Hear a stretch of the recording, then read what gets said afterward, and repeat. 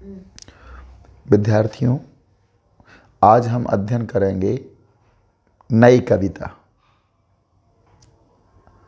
नवलेखक काल, जैसा कि नाम से विदित हो रहा है, नवलेखक काल। जो लेखक प्रयोगवादी कविता के बाद जिन्होंने हिंदी साहित्य में नई नई कविताएं लिखी हैं, वो सारे कवि अद्यतन नई कविता के कवि माने गए हैं। अगर इसके परिचय की बात की जाए तो नई कविता भारतीय स्वाधीनता के अनंतर लिखी गई उन कविताओं को कहा गया जिन्होंने नए भावबोध, नए मूल्यों और नूतन शिल्प विधान को अन्वेषित किया तथा स्थापित किया। नई कविता अपनी वस्तु, छवि तथा रूपायन में पूर्ववर्ती प्रगतिवाद तथा प्रयोगवाद की विकासान्वित होकर भी अपने में सर्वथा विशिष्ट तथा असामान्य और नई कविता के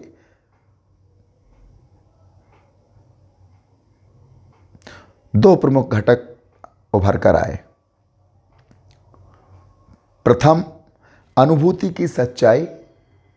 द्वितीय, बुद्धि की यथार्थवादी दृष्टि। वास्तव में नई कविता मानव मूल्यों और संवेदनाओं की नूतन तलाश की कविता है। नए नए कवियों ने नई नई प्रवृत्तियों को, नई नई काव्य बोधों को नई कविता में स्थान दिया है। विद्यार्थियों, इसके विशेषताओं या प्रवृत्तियों की बात की जाए तो इस काल की प्रमुख प्रवृत्तियां और विशेषताएं कुछ इस प्रकार थीं। सबसे पहली प्रवृत्ति थी कुंठा। संत्रास एवं मृत्यु बोध का मनोवैज्ञानिक ढंग से चित्रण।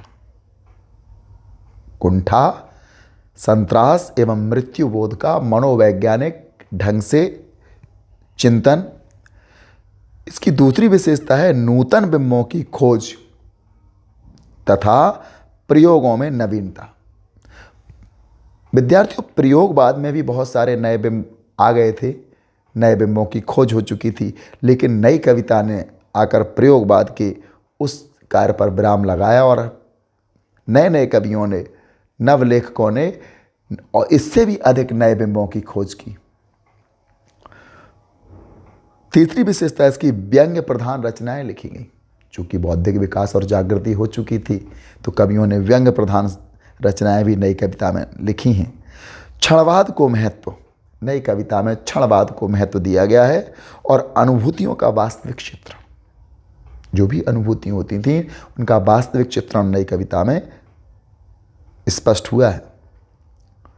अगर इसके प्रमुख कवि और उनकी रचनाओं की बात की जाए तो नई कविता के प्रमुख कवि और रचनाएं।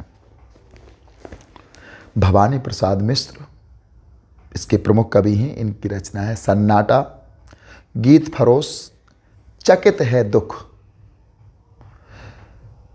अगले कवि शमशेर बहादुर सिंह, काल तुझसे होड़ है मेरी, इतने पास अपने, बात बोलेगी हम नहीं। अगले कवि दुष्यंत कुमार, इन्होंने सूर्य का स्वागत, आवाज़ों के घेरे में, साए में धूप। श्रीकांत वर्मा, इनकी रचनाएं दिनारंभ, भटका मेघ, माया दर्पण, मगध। रघुवीर सहाय, हंसो हंसो जल्दी हंसो, आत्महत्या के विरुद्ध। नरेश मेहता, बन पाखी सुनो, बोलने दो चीड़ को, उत्सव। तीन रचनाएं इनकी भी हैं। कुंवर नारायण, इनकी रचना चक्रव्यूह, आमने सामने कोई दूसरा नहीं। जगदीश गुप्त, इनकी रचना नाव के पांव, शब्ददंश, बोधि वृक्ष, संबूक। विद्यार्थियों,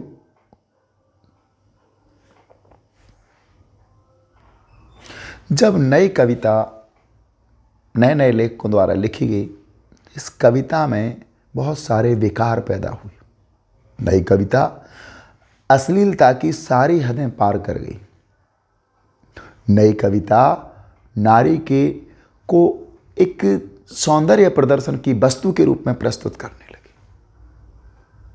नारी के अंगों का वर्णन, प्रेम, आलाप, आलिंगन इत्यादि बहुत सारे इतने अश्लील शब्दों का प्रयोग नई कविता में हुआ है। नई कविता में नए नए बिंब, जैसे सेल्यूलर फोन, टेलीफोन, मोबाइल, कुछ सोशल मीडिया के शब्दों का भी नई कविता में समावेश होता जाता है। हमने बहुत सारे ऐसे भारतीय फिल्मों के गीत सुने होंगे आधुनिक काल में, जिनमें उन बातों पर चर्चा की गई नए कवियों के द्वारा ऐसे गीत लिखे गए हैं जो आज ही के आधुनिक काल में ही उपलब्ध हैं।